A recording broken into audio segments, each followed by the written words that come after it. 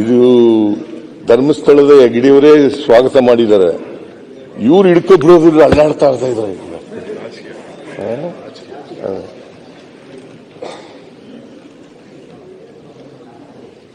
ಧರ್ಮಸ್ಥಳದ ಹೆಗ್ಗಡೆಯವರೇ ಸ್ವಾಗತ ಮಾಡಿದ್ದಾರೆ. ಅದು ಏನು ನಾವು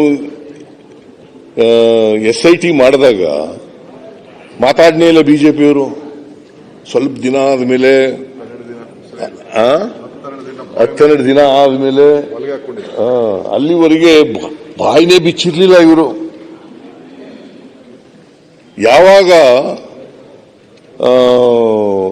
15 ಜಾಗಗಳೆಲ್ಲ ಡಾಕ್ಟ್ರೆ 15 ಜಾಗಗಳಲ್ಲಿ ಅಗೀತಾರೆ, ಅವ್ನು ತೋರಿಸಿದಂತ ಜಾಗಗಳಲ್ಲಿ ಅಗೀತಾರೆ.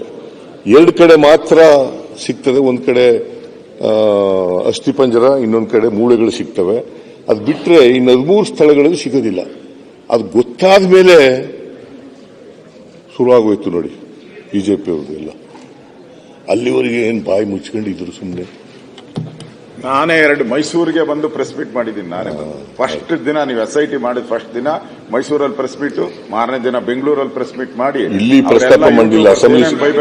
ಅಸೆಂಬ್ಲಿ ಶುರುವಾಯ್ತಲ್ಲ, ಅಸೆಂಬ್ಲಿ ಶುರುವಾದಾಗ ಮಾತ್ರ ಮಾಡಲಿಲ್ಲ. ಇಲ್ಲ ಮಾಡಲಿಲ್ಲ. ನಾನು ಮುಂಚೆನೆ ನಾನು ಕಾಯ್ತು ನೋಡ್ತಾ ಇದ್ದೇನೆ. ನಾನು ಸುಮ್ಮನೆ ಕೂತ್ಕೊಂಡು ನೋಡ್ತಾ ಇದ್ದೇನೆ. ಆಯ್ತು ಅರವಿಂದ ಬೆಲ್ಲದ್ದು ನೀನು ಸುಮ್ಮನೆ ತಾಳ ಹಾಕಕ್ ಹೋಗ್ಬೇಡ. ಟಿವಿಯಲ್ಲಿದೆ ಸರ್. ನಾನು ಇಲ್ಲೇ ಕೂತಿದ್ದೆ. ಮಾನ್ಯ ಅಧ್ಯಕ್ಷರೇ, ಅದರಿಂದ ಮಾನ್ಯ ಸುರೇಶ್ ಕುಮಾರ್ ಅವರು ಈಗ ಈ ಉನ್ಮಾದಕ್ಕೆ ಬೆಂಕಿ ಹಚ್ತಾರಲ್ಲ, ಅವ್ರ ಅಪರಾಧಿಗಳಲ್ವಾ? ಉನ್ಮಾದ ಇದೆ, ಜನರಲ್ಲಿ ಉನ್ಮಾದ ಇರ್ತದೆ. ಅದಕ್ಕೆ ತುಪ್ಪ ಹಾಕೋರು, ಬೆಂಕಿ ಹಾಕೋರು, ಈಗ ಉರಿಯೋದ್ರ ಮೇಲೆ ಉಪ್ಪು ಹಾಕಿದ್ರು ಅಂತ ಹೇಳ್ತಾರಲ್ಲ, ಹಂಗೆ ತುಪ್ಪ ಸುರಿಯೋದು ಅದು ತಪ್ಪಲ್ವಾ? ಆಮೇಲೆ ಮಾನ್ಯ ಅಧ್ಯಕ್ಷರೇ, ಇನ್ನೊಂದು ಘಟನೆಯನ್ನು ನಿಮಗೆ ನಿಮ್ಮ ಜ್ಞಾಪಕಕ್ಕೆ ತರಲಿಕ್ಕೆ ಬಯಸ್ತಾ ಇದ್ದೇನೆ. 2022 ಮೇ 29ರಂದು 2000 ಮೇ 29 ಅವತ್ತು ಏನು ಕೊರೋನಾ ಬಹಳ ಉಚ್ಛ್ರಾಯ ಸ್ಥಿತಿನಲ್ಲಿತ್ತು ಇಡೀ ದೇಶದಲ್ಲಿ. ನಾಟ್ ಓನ್ಲಿ ಇನ್ ಕರ್ನಾಟಕ, ಇಡೀ ದೇಶದಲ್ಲಿ ಇತ್ತು ಉಚ್ಛ್ರಾಯ ಸ್ಥಿತಿನಲ್ಲಿ. ಅವತ್ತು Gujarat Titans versus Rajasthan Royals ಮಧ್ಯೆ IPL ಪಂದ್ಯ ನಡೀತದೆ. ಆಗ ಗುಜರಾತ್ ಟೈಟನ್ಸ್ ಗೆಲ್ತದೆ. ಅದನ್ನ ಸಂಭ್ರಮಾಚರಣೆ ಮಾಡಿದವರು ಯಾರು? ಯಾವ ಕಾಲದಲ್ಲಿ ಆಕ್ಸಿಜನ್ ತೊಂದರೆ, ಔಷಧಿಗಳಿಗೆ ತೊಂದರೆ, ವೆಂಟಿಲೇಟರ್ಗಳಿಗೆ ತೊಂದರೆ, ಆಕ್ಸಿಜನ್ ಇಲ್ಲದೆ ಸಾಯ್ತಾ ಇದ್ದಾರೆ ಜನ, ಔಷಧಿಗಳಿಲ್ಲದೆ ಸಾಯ್ತಾ ಇದ್ದಾರೆ, ವೆಂಟಿಲೇಟರ್ಗಳು ಸಾಯ್ತಾ ಇದ್ದಾರೆ. ಅವತ್ತು ಮಾಡಿದವರು ಯಾರು? ಅವತ್ತು ಆಚರಣೆ ಮಾಡಿದವರು ಆ ಕೇಂದ್ರದ ಮಂತ್ರಿ ಅವತ್ತು ಹಾಜರಿದ್ದವರು ಯಾರು ನೋಡ್ಲಿಕ್ಕೆ? ಅಮಿತ್ ಶಾ ಅವರು ಅವರ ಧರ್ಮಪತ್ನಿಯವರ ಜೊತೆ ಸೇರ್ಕೊಂಡು ಸೋನಾಲ್ ಶಾ ಮತ್ತು ಗುಜರಾತ್ನ ಅಂದಿನ ಮುಖ್ಯಮಂತ್ರಿ ಭೂಪೇಂದ್ರ ಪಟೇಲ್ ಇವರು ಆ ಸಂಭ್ರಮಾಚರಣೆ ಫಂಕ್ಷನ್ ಅಲ್ಲಿ ಹಾಜರಾಗಿರ್ತಾರೆ. ಅಷ್ಟೇ ಅಲ್ಲ, ಈ ಎಂಥದ್ದು ಟ್ರೋಫಿ ಕೊಡ್ತಾರಲ್ಲ, ಆ ಟ್ರೋಫಿನೂ ಕೂಡ ಅವರೇ ಕೊಡ್ತಾರೆ. ಜೊತೆಗೆ ಇಡೀ ಅಹಮದಾಬಾದ್ ರಸ್ತೆಯಲ್ಲಿ ಮೆರವಣಿಗೆ ಮಾಡಲಿಕ್ಕೆ ಬಿಡ್ತಾರೆ.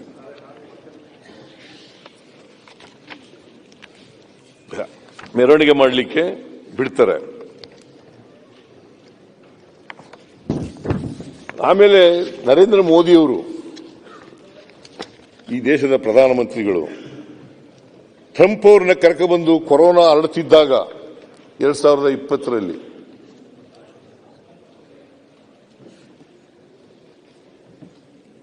ಎಂಥದ್ದು ಹೌಡಿ ಮೋದಿ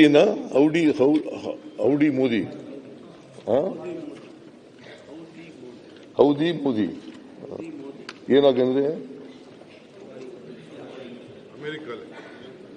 ಇಲ್ಲಿಗೆ ಕರ್ಕೊಂಡ್ ಬಂದಿದ್ರಪ್ಪ ನಮ್ಮ ದೇಶಕ್ಕೆ.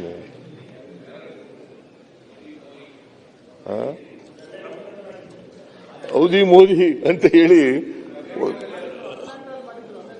2020 ಅದಲ್ಲಪ್ಪ 2020ರಲ್ಲಿ ಆಗ ಸಾವಿರಾರು ಜನ ಸತ್ತೋಯ್ತಾರೆ. ಯಾರ ಕಾರಣ ಇದಕ್ಕೆ? ಮಾನ್ಯ ಅಧ್ಯಕ್ಷರೇ, ನಾನು ಹೇಳಿದ್ನೆಲ್ಲ ಘಟನೆಗಳೆಲ್ಲ ಹೇಳಿದ್ವಲ್ಲ, ಇದರಲ್ಲಿ ಬಿಜೆಪಿ ಅಧಿಕಾರದಲ್ಲಿತ್ತು. ಅನೇಕ ಸಂದರ್ಭಗಳಲ್ಲಿ ಬಿಜೆಪಿ ಅಧಿಕಾರದಲ್ಲಿತ್ತು. ಬಿಜೆಪಿಯವರೇ ಮುಖ್ಯಮಂತ್ರಿ ಆಗಿದ್ರು. ಯಾರಾದರೂ ಅಶೋಕ್ ಅವರೇ ಎಂಕ್ವೈರಿ ಮಾಡಿದ್ರ? ರಾಜೀನಾಮೆ ಕೊಟ್ರ? ತಪ್ಪಾಯ್ತು ಅಂತ ಹೇಳಿದ್ರ? ಯಾರಾದ್ರೂ ನಮ್ಮ ಸುರೇಶ್ ಕುಮಾರ್ ಅವರು ಅಬೇಟರ್ ಅಂತ ಕರೆದ್ರ? ಯಾರಿಗಾರು? ಅದಾಯ್ತಲ್ಲ, ಅದು ಅದು ಅದು ಬಿಡಿ. ಚಾಮರಾಜನಗರದಲ್ಲಿ ನಾನು ಡಿ ಕೆ ಶಿವಕುಮಾರ್ ಹೋಗಿದ್ದು, 36 ಜನ ಸತ್ತೋದ್ರು. ಅವತ್ತು ಸುರೇಶ್ ಕುಮಾರ್ ಅವರು ಡಿಸ್ಟಿಕ್ ಇನ್ಚಾರ್ಜ್ ಮಿನಿಸ್ಟರ್, ಸುಧಾಕರ್ ಆರೋಗ್ಯ ಮಂತ್ರಿ. ನೀವು ಹೋಗಿದ್ರಿ, ಇಬ್ಬರೇ ಸತ್ತದು. ಬಂದ್ರು ಸರ್. ಆಕ್ಸಿಜನ್ ಇಲ್ಲೇ ಸತ್ತರು. ತನಿಖೆ ಆಯಿತು. 62 ಜನರಲ್ಲಿ 36 ಜನ ಆಕ್ಸಿಜನ್ ಇಲ್ಲೇ ಸತ್ತೋದ್ರು. ಅವತ್ತಾರಾದ್ರೂ ರಾಜೀನಾಮೆ ಕೊಟ್ಟರೆ ತಪ್ಪಾಯ್ತು ಅಂತ ಹೇಳಿದ್ರ? ನಿಮ್ಮ ಸುಧಾಕರ್ ಹೇಳಿದ್ರ? ನೀವು ಅಬೇಟರ್ ಅಂತ ಕರೆದ್ರ ಅವ್ರಿಗೆ? ನೀವೇ ಡಿಸ್ಟಿಕ್ ಇನ್ಚಾರ್ಜ್ ಮಿನಿಸ್ಟರ್. ನಾನಂತೂ ಅಶೋಕ್ ಅವರಿದ್ರು ಕ್ಯಾಬಿನೆಟ್ ಅಲ್ಲಿ ಪ್ಲೀಸ್, ಇವಾಗ ನನ್ನ ಹೆಸರನ್ನು ತೆಗೆದಿದ್ದೀರಾ ನೀವು? ತಂದಿರೋದಲ್ಲ, ನೀವು ಹೇಳ್ದಷ್ಟು ಕೇಳ್ತಾ ಇದ್ದೀನಿ. ನಾನು ಯಾವ ರೀತಿ ಬಿಕ್ಕಳಿಸಿ ಹತ್ತಿ ಅವತ್ತು ರಾಜೀನಾಮೆ ಕೊಟ್ಟೆ ಅಂತ ಅವ್ರು ಸಾಕ್ಷಿ ಇದ್ದಾರೆ. ಗೊತ್ತಲ್ಲ? ನನಗೆ ಗೊತ್ತಿಲ್ಲ ರಾಜೀನಾಮೆ ಕೊಟ್ಟಿದ್ದೀರೋ ಅಲ್ಲೇ ಉಳ್ಕೊಂಡ್ರೋ ನನಗೆ ಗೊತ್ತಿಲ್ಲ. ಬಟ್ ಸುಧಾಕರ್ಗೆ, ಬಸವರಾಜ ಬೊಮ್ಮಾಯಿಗೆ ಅಬೇಟರ್ ಅಂತ ಕರೀಲಿಲ್ಲ.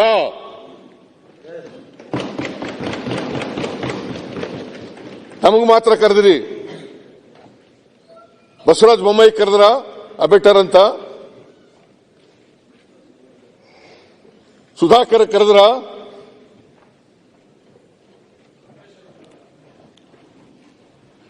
ಏನು ರಾಜಕೀಯಕ್ಕೋಸ್ಕರ ಬಳಸ್ಕೊಳ್ತಕ್ಕಂಥದ್ದಲ್ಲ. ದಯಮಾಡಿ ಇಂಥ ವಿಚಾರಗಳಲ್ಲಿ ಯಾರು ರಾಜಕೀಯ ಮಾಡಬಾರದು. ಅಲ್ಲ, ನೀವು ಮುಖ್ಯಮಂತ್ರಿಗಳು, ನಾ ಹೇಳೋದು ಒಪ್ಕೊಂತೀನಿ. ಅವರು ಚಾಮರಾಜನಗರ ಹೇಳಿದ್ರು ಆಕ್ಸಿಜನ್ ಬಗ್ಗೆ. ಸುರೇಶ್ ಕುಮಾರ್ ಅವ್ರದ್ದು ಕ್ಯಾಬಿನೆಟ್ ವಿಚಾರವಾಗಿ ನಾನು ಇದ್ದೆ ಅಲ್ಲಿ ಕ್ಯಾಬಿನೆಟ್ ಅಲ್ಲಿ. ಅವರು ಏನ್ ಹೇಳಿದಾರೋ ಅದು ಸತ್ಯ ಹೇಳಿದ್ದಾರೆ. ನಾನು ಮುಖ್ಯಮಂತ್ರಿಗೆ ನಾನು ಹೇಳೋವಂಥದ್ದು, ಸರಿ ಅಲ್ಲಾಯ್ತಲ್ಲ ಆಕ್ಸಿಜನ್ ಘಟನೆ, ಅವರೆಲ್ಲರ ಮನೆಗೂ ನೀವು ಹೋದ್ರಿ, ಅವರೆಲ್ಲರಿಗೂ 1 ಲಕ್ಷ ಡಿ ಕೆ ಶಿವಕುಮಾರ್ ಹೋಗಿ ಕಣ್ಣೀರ್ ಹಾಕಿದ್ರು. ಹೌದು. ಈ 11 ಜನ ಸತ್ರಲ್ಲ, ಅವ್ರ ಮನೆಗೆ ಯಾಕೆ ಹೋಗ್ಲಿಲ್ಲ ನೀವು? ನಾನು ಯಾರು ಹೋಗಿಲ್ಲ? ಎಲ್ಲಿ ಹೋಗಿದ್ದೀರಾ? 11 ಜನ ಯಾರು ಹೋಗಿದ್ರೆ ಹೇಳಿ. ಮನೆಗೆ ಹೋಗಿದ್ದೀರಾ? 29 ಎಲ್ಲಿ ಹೋಗಿದ್ರೆ ಹೇಳಿ.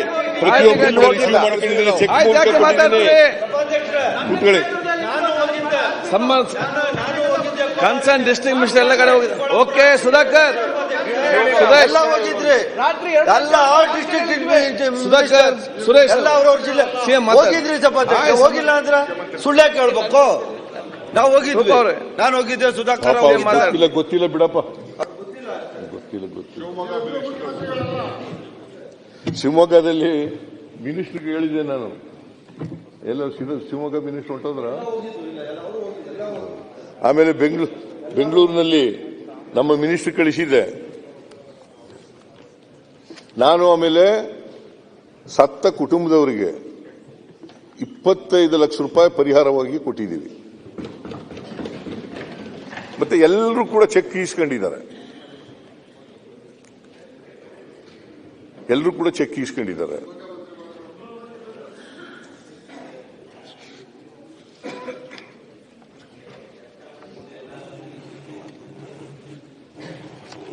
ಅದರಿಂದ ಮಾನ್ಯ ಅಧ್ಯಕ್ಷರೇ, ಯಾರೂ ಕೂಡ ಮುಖ್ಯಮಂತ್ರಿಗಳಾಗಿದ್ದಂಥವ್ರು ಅವತ್ತು ಕಾಲದಲ್ಲಿ ಕಾಲ್ ತುಳು ತೆಗೆದು ಸತ್ತವರು ಇತ್ತೀಚೆಗೆ ಜನವರಿನಲ್ಲಿ ಕುಂಭಮೇಳದಲ್ಲಿ 39 ಜನ ಸತ್ರು. ಎಂತವನು ಆದಿತ್ಯನಾಥ್ ಯೋಗಿ ಆದಿತ್ಯನಾಥ್ ರಾಜೀನಾಮೆ ಕೊಟ್ರ.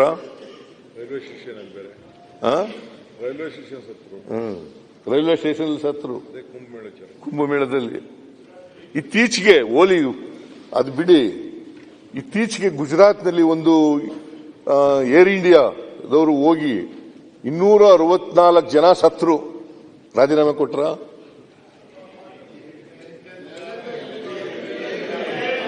ಎಲ್ಲಿಂದ ಎಲ್ಲಿಗಲ್ಲ. ಜನ ಅವ್ರೇನ್ ಮನುಷ್ಯರಲ್ವಾ? ಸತ್ತೋದವರೆಲ್ಲ ಮನುಷ್ಯರಲ್ವಾ? ಸತ್ತೋದವ್ರು ಮನುಷ್ಯರಲ್ವಾ? ಅದು ಲಾಲ್ ಬಹದ್ದೂರ್ ಶಾಸ್ತ್ರಿ ರೈಲ್ವೆ ಆಕ್ಸಿಡೆಂಟ್ ಅಲ್ಲಿ ಯಾಕೆ ರಾಜೀನಾಮೆ ಕೊಟ್ಟರು?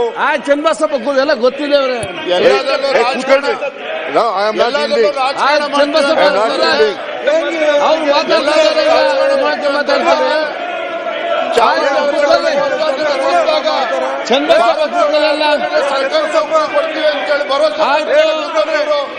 ಸರ್ಕಾರ ಚಾಮರಾಜನಗರದ 31 ಜನಕ್ಕೆ ಸರ್ಕಾರಿ ನೌಕರಿ ಕೊಟ್ಟಿಲ್ಲ. ಮಾಡ್ತಿರ್ತಕ್ಕಂಥವ್ರು ಬಿಜೆಪಿ ಎಲ್ಲ. ಹಾವೇರಿನಲ್ಲಿ ಗೊಬ್ಬರ ಕೇಳಿದಾಗ ಸಿಎಂ ಅವರು ಕೂತಲ್ಲ.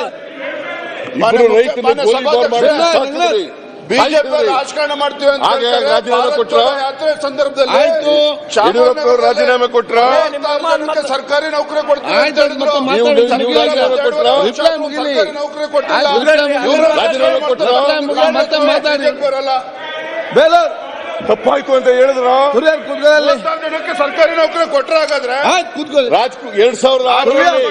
2006ರಲ್ಲಿ ರಾಜ್ಕುಮಾರ್ ಅವರು ಮೃತಪಟ್ಟರು. 7 ಜನ ಸತ್ತೋದ್ರು ಗೋಲಿಬಾರ್ನಲ್ಲಿ. ಆಗ ಕುಮಾರಸ್ವಾಮಿ ಮುಖ್ಯಮಂತ್ರಿ, ಮಿಸ್ಟರ್ ಯಡಿಯೂರಪ್ಪನವರು ಉಪಮುಖ್ಯಮಂತ್ರಿ. ರಾಜೀನಾಮೆ ಕೊಟ್ರ. ರಾಜೀನಾಮೆ ಕೊಟ್ರ. ತಪ್ಪಾಯ್ತು ಅಂತ ಹೇಳಿದ್ರ. ಆಯ್ತು ಆಯ್ತಪ್ಪ,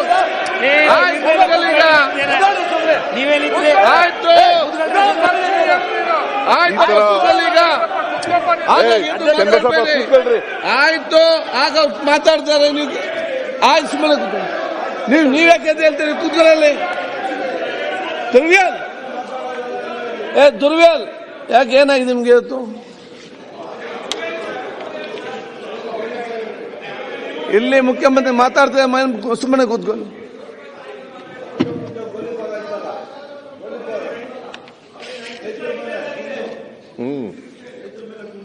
ರೈತರ ಮೇಲೆ ಗುಂಡು, ಗೋಲಿಬಾರ್. ಮೇಲೆ ಯಾರು ಮಾತಾಡಬೇಡಿ. ಅಲ್ಲಿ ಯಾಕೆ ಅಲ್ಲಿ ಕೂತ್ಕೊಂಡು ಮಾತಾಡ್ತೀರಿ ನೀವು? ಸಿದ್ದಪ್ಪ ಚೂರಿ, ಸಿದ್ಲಿಂಗಪ್ಪ ಚೂರಿ. ಇನ್ನೊಬ್ಬ ಯಾರು ರೈತ?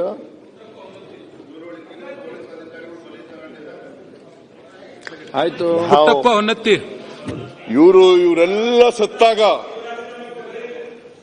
ಇವರೆಲ್ಲ ಸತ್ತಾಗ ಎಂಕ್ವೈರಿನೂ ಮಾಡಲಿಲ್ಲ, ತಪ್ಪಾಯ್ತು ಅಂತ ಹೇಳಲಿಲ್ಲ, ರಾಜೀನಾಮೆನೂ ಕೊಡಲಿಲ್ಲ, ವಿಷಾದನೂ ವ್ಯಕ್ತಪಡಲಿಲ್ಲ, ಕ್ಷಮಾಪಣೆನೂ ಕೇಳಲಿಲ್ಲ.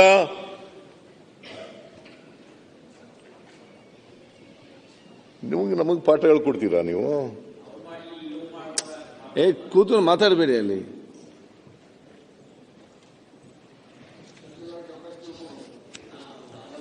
ಆಮೇಲೆ ಮಾನ್ಯ ಅಧ್ಯಕ್ಷರೇ, ನಾನು ಕೂಡಲೇ 4ನೇ ತಾರೀಕಿಗೆ ಮ್ಯಾಜಿಸ್ಟ್ರಿಯಲ್ ಎಂಕ್ವೈರಿ ಮಾಡಿಸ್ದೆ. ನೆಕ್ಸ್ಟ್ ಡೇ 5 ಜನ ಸೀನಿಯರ್ ಪೊಲೀಸ್ ಆಫೀಸರ್ಸ್ನ ಸಸ್ಪೆಂಡ್ ಮಾಡಿದೆ. ಅದನ್ನು ಕೂಡ ಈ ಅಶೋಕ್ ಅವರು ಒಂದ್ ಕಡೆ ಕ್ರಿಟಿಸೈಸ್ ಮಾಡ್ತಾರೆ, ಇನ್ನೊಂದ್ ಕಡೆ ಅವ್ರ ಪರ ವಕಾಲತ್ ಆಗ್ತಾರೆ.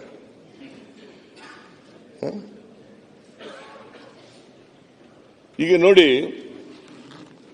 3ನೇ ತಾರೀಕಿಗೆ ಪತ್ರ ಕೊಡ್ತಾರೆ ಅವರು, ಪರ್ಮಿಷನ್ ಕೊಡಿ, ನಾವು 2 ಕಡೆ ಸಂಭ್ರಮಾಚರಣೆ ಮಾಡಬೇಕು ಅಂತ.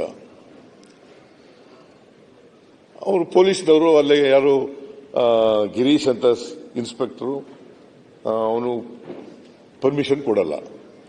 ಪರ್ಮಿಷನ್ ಕೊಡುವಾಗ ರೈಟಿಂಗ್ ನಲ್ಲಿ ಕೊಡಲಿಲ್ಲ, ನಿರಾಕರಿಸಿದೀವಿ ಅಂತ ಹೇಳಿ ರೈಟಿಂಗ್ ನಲ್ಲಿ ಕೊಡಲಿಲ್ಲ. ಆಮೇಲೆ ಬೆಳಿಗ್ಗೆ 7 ಗಂಟೆ 1 ನಿಮಿಷಕ್ಕೆ RCB ಅವರು KSCNವರು ಟ್ವೀಟ್ ಮಾಡ್ತಾರೆ, ಪೋಸ್ಟ್ ಮಾಡ್ತಾರೆ. ಏನಂತ ಅಂತಂದ್ರೆ 7:10 ಮಾಡ್ತಾರೆ, 7:01 ನಿಮಿಷಕ್ಕೆ, 8 ಗಂಟೆಗೆ ಒಂದು ಮಾಡ್ತಾರೆ. 7:01 ನಿಮಿಷಕ್ಕೆ ಮಾಡಿರೋದನ್ನ 16 ಲಕ್ಷ ಜನ ನೋಡಿದ್ದಾರೆ. 8 ಗಂಟೆಯಲ್ಲಿ ಮಾಡಿದ್ದಕ್ಕೆ 4 ಲಕ್ಷದ ಚಿಲ್ಲರೆ ಜನ ನೋಡ್ತಾರೆ. ಆಮೇಲೆ 3:10 ಮಾಡ್ತಾರೆ, ಆಗ 7,10,000 ಜನ ನೋಡ್ತಾರೆ. ಈ ಪೊಲೀಸ್ನವರು ಇಷ್ಟೆಲ್ಲ ಪೋಸ್ಟ್ ಮಾಡಿದ್ರು ಕೂಡ ಯಾಕೆ ಬಿಟ್ಟು ಏನ್ ಕ್ರಮ ತಗೊಂಡ್ರು? ಏನು ಕ್ರಮ ತಗೊಳ್ಳಿಲ್ಲ. ಅದನ್ನ ಡಿಲೀಟ್ ಮಾಡಿಸ್ತಕ್ಕಂಥ ಪ್ರಯತ್ನ ಮಾಡಲಿಲ್ಲ. ಅವ್ರ ಜೊತೆ ಶಾಮೀಲಾಗಿ ಅವ್ರು ಮಾಡಕ್ಕೆ ಬಿಟ್ಬಿಟ್ರು. ಸರ್ ನೀವು ಸರ್ಕಾರದಿಂದ ಬೆಲ್ಲ ಕೂತ್ಕೊಳ್ಳಿ ಅವ್ರೆ, ಆಯ್ತಪ್ಪ ಕೂತ್ಕೊಳ್ರಿ. ಅರವಿಂದ ಬೆಲ್ಲ ಮಾತಾಡಬೇಡಿ. ಬೆಲ್ಲ ನಾನು ಅಶೋಕ ಮಾತಾಡುವಾಗ ಮೊದಲು ಮಾತಾಡ್ಲಿಲ್ಲ. ಬೆಲ್ಲ ಮಾತಾಡ್ತೀರಿ. ಸಿಸಿ ಪಾಟೀಲ್ ಅವರು ಯಾಕೆ ಮಾತಾಡ್ತೀರಿ? ಆಯ್ತು, ಅವ್ರು ಆಕ್ಷನ್ ಹೇಳ್ತಾರೆ, ನೀವ್ ಯಾಕೆ ನಿಮ್ಗೇನು ಸಮಸ್ಯೆ? ಅವ್ರಿಗೆ ಆಕ್ಷನ್ ತಗೊಂಡು ಅವ್ರು ಹೇಳ್ತಾರೆ ಯಾಕೆ ತಗೊಂಡಿದ್ದೇವೆ ಅಂತ ಹೇಳಿ. ನೀವ್ ಅದಕ್ಕೆ ಕೌಂಟರ್ ಮಾತಾಡ್ತೀರಿ. ನೀವ್ ಯಾಕೆ ಕೌಂಟರ್ ಮಾತಾಡ್ತೀರಿ? ಅರೆ ಏನ್ ಆಕ್ಷನ್ ಸರ್ಕಾರ ಹೇಳ್ತಾ ಉತ್ತರ ಕೊಡ್ತದೆ, ನೀವ್ ಯಾಕೆ ಮಾತಾಡ್ತೀರಿ ಮಧ್ಯದಲ್ಲಿ? ನೀವೆಲ್ಲ ಹೇಳಬೇಕಾಗಿದ್ದೆಲ್ಲ ಹೇಳಿದ್ದೀರಲ್ರಿ, ಕೂತ್ಕೊಳ್ಳಿ. ಈಗ ಯಾಕೆ ಸುಮ್ಮನೆ ಕೌಂಟರ್ ಮಾತಾಡ್ತೀರಿ? ಸರ್ಕಾರ ಆಕ್ಷನ್ ತಗೊಂಡ್ರೆ ಯಾಕೆ ತಗೊಂಡು ಹೇಳ್ತಾರೆ, ಅದು ಮುಂದೆ ಇದನ್ನ ಪಾಲನೆ ಮಾಡಿ. ಮಾನ್ಯ ಸಭಾಧ್ಯಕ್ಷರೇ, ಇದನ್ನ ಪಾಲನೆ ಮಾಡಿ. ವಿರೋಧ ಪಕ್ಷದ ನಾಯಕರು ಮಾತಾಡುವಾಗ ಯಾರು ಕೂಡ ಮಾತಾಡಬಾರದು. ಚೀಫ್ ಮಿನಿಸ್ಟರ್ ಮಾತಾಡುವಾಗ ಯಾರು ಕೂಡ ಮಾತಾಡಬಾರದು. ಡೆಪ್ಯೂಟಿ ಚೀಫ್ ಮಿನಿಸ್ಟರ್ ಮಾತಾಡುವಾಗ ಮಾತಾಡಬಾರದು. ಮಾಡಿ, ಹಂಗೆ ಮಾಡಿದೇವೆ ಆಲ್ರೆಡಿ. ಎರಡೂ ಕಡೆಯವರು ಮಾಡಲಿ. ನಾನು ಪೂರ ಭಾಷಣ ಕೇಳಿದ್ದೀನಿ ಅಶೋಕ್ ಅವರದ. ಒಂದು ಶಬ್ದ ಮಾತಾಡಲಿಲ್ಲ. ನಾನು ಕೇಳ್ಬಿಟ್ಟು ಅವ್ರ ಭಾಷಣ ಮುಗಿದ ಮೇಲೆ ಓದೆ. ನಾನು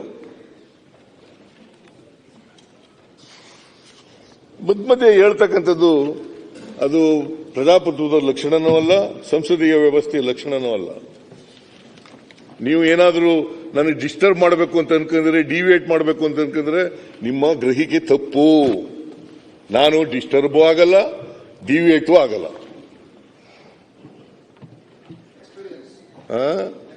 ಆಫ್ ಕೋರ್ಸ್ ಎಕ್ಸ್ಪೀರಿಯನ್ಸ್ ಅದು ಇದೆ.